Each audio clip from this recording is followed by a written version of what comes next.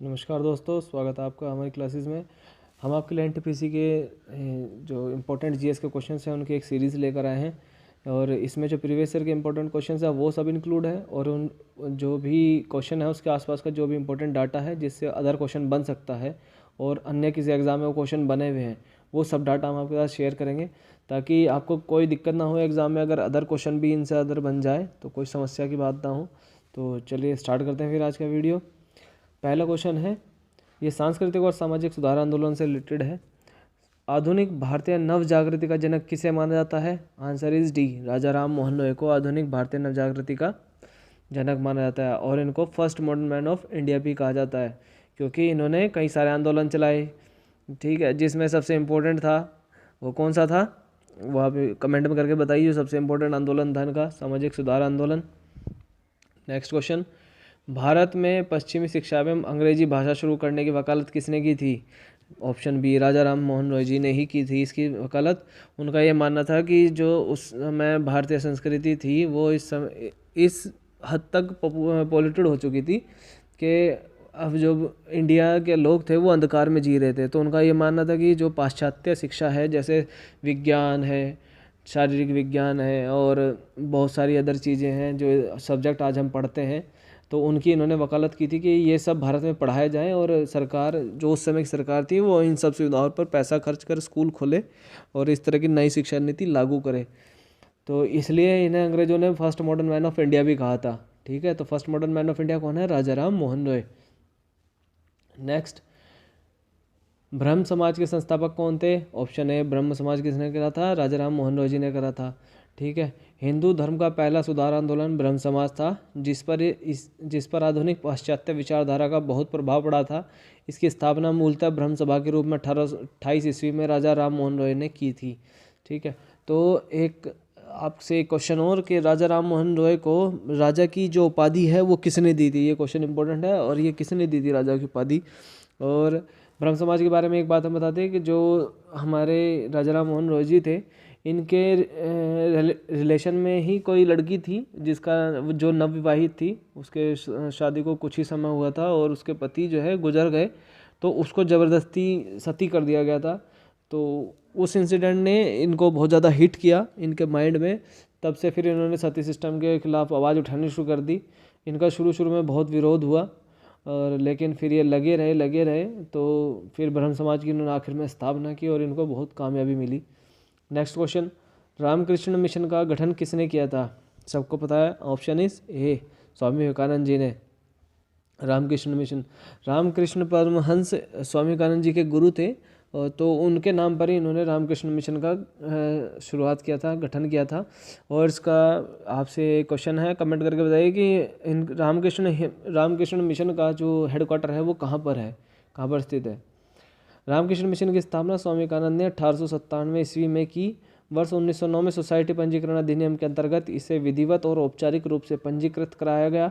Ramakrishna mission का कलकत्ता के वेलूर और अल्मोड़ा के मायावती नामक स्थानों पर मुख्यालय खोला गया। मिशन का नामकरण रामकृष्ण परमहंस के नाम पर हुआ था। यह 19वीं सदी का अंतिम महान धार्मिक एवं सामाजिक आंदोलन था। इसकी विशेषता है प्राच्य व पूर्वी और आधुनिक या पश्चिमी इन दोनों महाशक्तियों का समन्वय।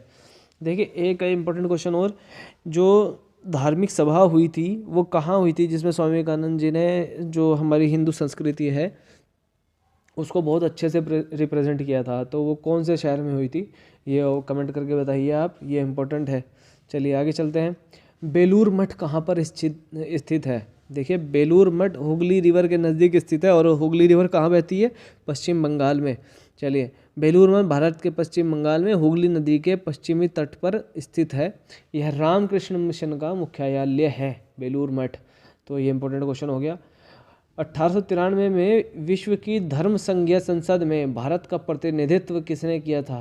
किसने किया था? स्वामी विवेकानंद जी ने। कहाँ हुई थी वो? आपको कमेंट करके बताना है। चलिए नेक्स्ट, इसका बता देते हैं हम आपका आंसर। स्वामी विवेकानंद 1893 ईस्वी में शिकागो गए। शिकागो वो शहर था जहाँ पर वो हुई थी धर्म सभा, जहाँ उन्होंने वर्ल्ड पार्लियामेंट ऑफ रिलीजन, विश्व धर्म संसद में अपना सुप्रसिद्ध भाषण दिया। और ये भाषण इन्होंने जो है क्या कहकर संबोधित करते हुए शुरू किया था?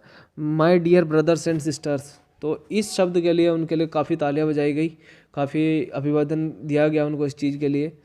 ठीक है, इस भाषण से उन्होंने पश्चिमी संसार के सामने पहली बार भारत की संस्कृति की महत्ता को प्रभावकारी तरीके से प्रस्तुत किया। नेक्स्ट क्वेश्चन, निम्नलिखित में से किसने हिंदू धर्म के कई अनुष्ठानों के खिलाफ प्रचार किया था, जैसे कि मूर्ति पूजा, जन्म से जाति, पशु बलि और वेदों को पढ़ाने के लिए महिलाओं पर प्रतिबंध? तो इसका आंसर है ऑप्शन बी, स्वामी दयानंद सरस्वती जी। स्वामी दयानंद सरस्वती जी ने मूर्ति पूजा की, बहुत ज़्यादा मूर्ति पूजा, जन्म से जाति, पशु बलि और वेदों को पढ़ने के लिए महिलाओं पर प्रतिबंध लगे, इस तरह प्रतिबंध ना हो, तो इस तरह की कई चीज़ों का उन्होंने बहुत ज़्यादा विरोध किया।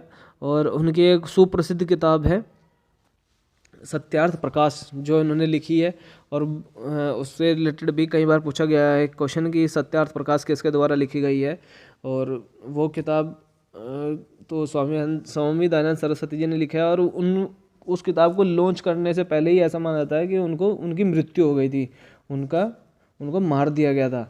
ठीक है, चलिए इसके बारे में थोड़ा पढ़ लेते हैं। स्वामी दयानंद सरस्वती, उनका बचपन का नाम मूलशंकर था, ने 7 अप्रैल 1875 को बम्बई में आर्य समाज की स्थापना की, जिसका मुख्य उद्देश्य प्राचीन वैदिक धर्म की शुद्ध रूप से पुनः स्थापना करना था। आर्य समाज आंदोलन का प्रसार प्रायः पाश्चात्य प्रभावों की प्रतिक्रिया के रूप में हुआ। शुद्ध वैदिक परंपरा में विश्वास के चलते स्वामी जी ने पुनः वेदों की ओर चलो का नारा दिया।